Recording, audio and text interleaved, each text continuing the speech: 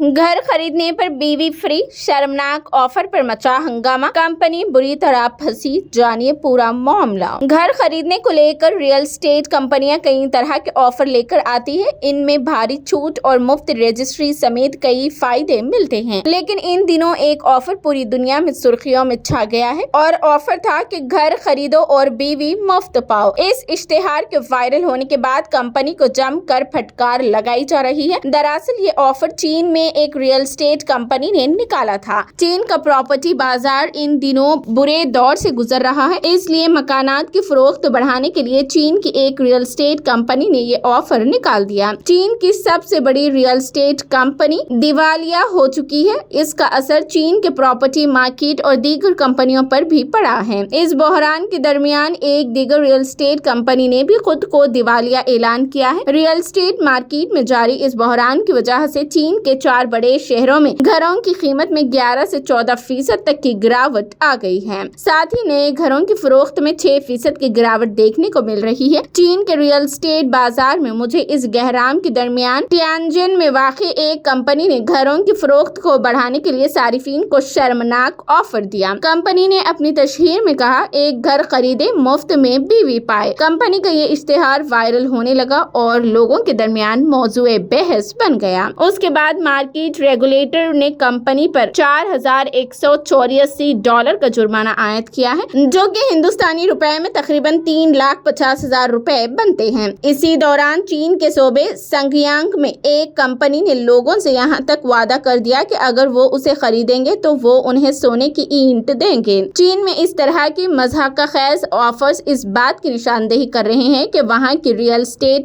Market की हालत अबतर है और ये इंतहाई खराब है।